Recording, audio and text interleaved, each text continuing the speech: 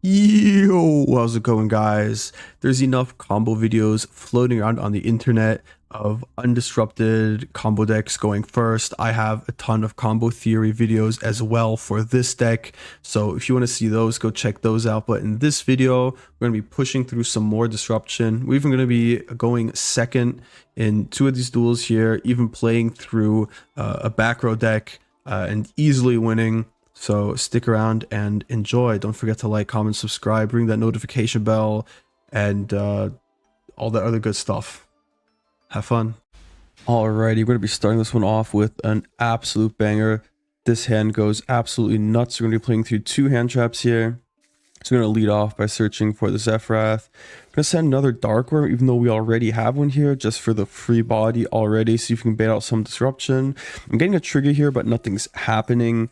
And since we have the Gate Magician here, plus the Astrograph in hand, our opponent gets Giga punished. This makes an absolute dragon super early on. Gonna go ahead and summon this out for free. They decide to Veiler here, probably because they see what's going to happen. Namely, I'm going to get a Vortex out early, so they see this as their last available point to do anything. Go into the Absolute here. Now we do have to link it off somehow. Beyond would just negate it again, as well as turning off our Zefra. So we're just going to make an IP here. It's already part of our end board, so very nice. And here we get Bystial on Astrograph, which doesn't really matter, but it gets out the guy.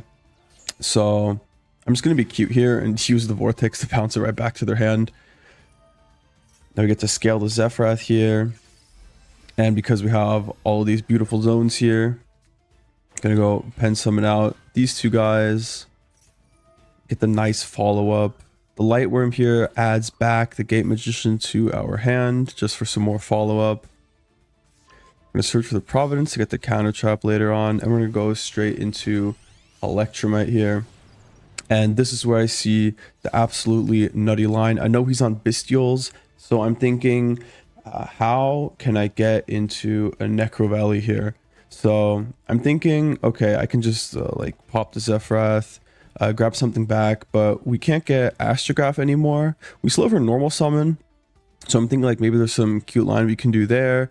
Then we have a Link in the Graveyard, right? If we link off the Electromite, then go into a Boral here. But I'm thinking I really want to find a Necro Valley. So how are we going to do that? If we send the Draco Slayer, the red one, we would have to commit Electromite's pop to get it to our hand so we can normal summon it, and then we can't pop it from the field to get into our Majesty. So here's where we do the super crazy line. We're going to go ahead here and still add it, but we're going to sack the IP off of our end board and go for an Exceed the Pendulum. And now with Exceed's effect, we're going to actually add the Ignis to our hand. Now we normal summon this, and now we'll actually pop it here.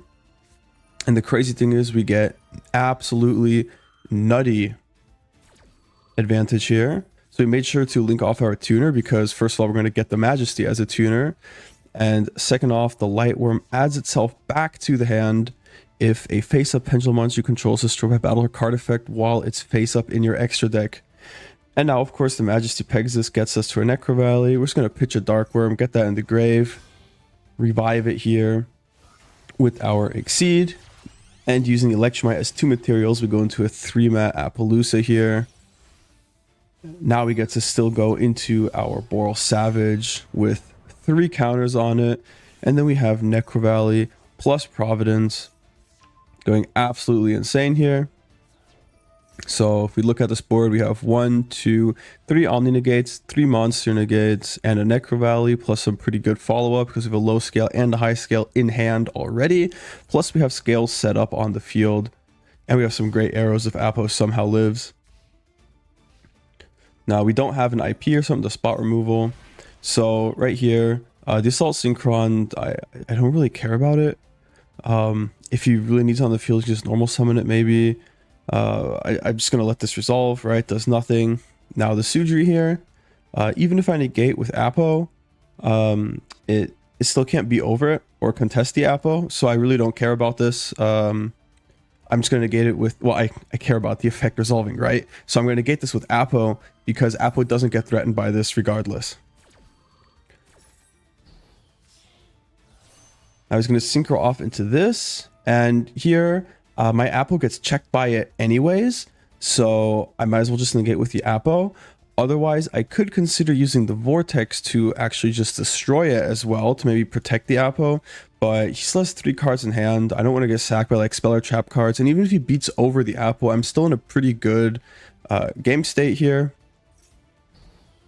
where I think I'm just still so far ahead of him that it doesn't really matter. Of course, I do lose my link arrows, which is kind of unfortunate.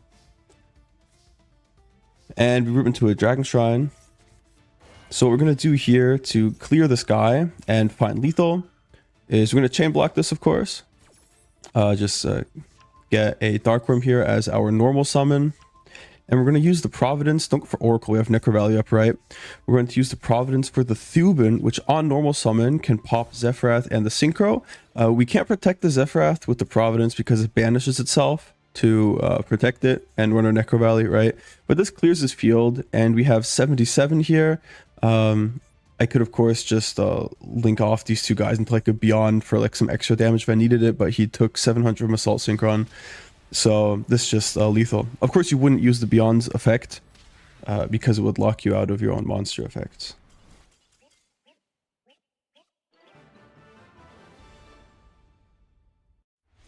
Alright, this game we're going to be going second, and we are playing into Backrow. Now, funnily enough, this is actually one of Zefra's strong suits. It has a really good matchup against Control because you have your Teller guys to pop all this stuff. So we're going to go ahead and lead with the Wakaushi here, and we get hit by Fiend Griefing. Now, this isn't like the best target, but for the line I'm running specifically, it's really annoying to actually lose that from the graveyard because it kind of screws up my lines. It's the tuner I'm bringing back off of my scales. But the reason they're doing it is to send the backjack. Not only do they want to send the backjack for like whatever they hit here, they also have a Leoncolia apparently, and they want to get a Paleo into the grave as soon as possible. And this just returns the backjack, right? So they find Trap Trick off the top, which is annoying because this represents like any trap from the deck. And now they have Waboku, so I can't kill them. Leoncolia chains here. I could have considered chaining Wings of Light here to keep him off the Paleo, but we know he has at least Trap Trick plus another set in like a Paleo deck. So I only have one way to chain block. There's no point, right? They're going to get on the field anyway. Now, what Waboku does is his monsters can't be destroyed by battle. He takes no battle damage, and this thing is unaffected by monster effects anyway, so I can't out this. So I'm going to try to just dismantle the rest of the board, set up a few negates, and then play on turn 4 and kill him there, right? Just outgrind the Paleo deck because we have so much advantage we have to put up. So we're just going to go ahead here with the Wakaushi. Go into the Scarecrow. And here's where they use Trap Trick. And they're going to set the Needlebug Nest. Now, I think this is kind of early. So I'm like, well, I guess one of the chops is like super dead here or something. I don't know. So they're going to mill 5. And they're going to hit another Paleo, a Morganite, which is kind of scary. But it's totally fine here. Because they can't actually use any other traps this turn. We're going to use the Oracle here to grab the Zefraxiton, which gets to pop a Backrow. And here, it's super annoying where we have to get back our tuner, right? I would have loved the scales to bring this back, have another body on the field, but the Fiend Griefing actually griefed us like a fiend. And we're getting the Motorbike here, and so the Wakaushi, because Motorbike is going to be dead after this turn because we have 2 spells here. As well as... we already have like a Wakaushi rotation if we like really needed it, right? So we're going to go ahead, get the negate here. Now, they don't have anything else. I could have considered making this later in the turn to have more counters for the grind game, which is probably better. I just wasn't really thinking about it at the time. Gonna grab Dark Worm just for even more advantage. Gonna pump it out like crazy. And of course, we want... There's a Franyu here in the extra deck for the negate. Go ahead and use all this stuff. Pop his last back row.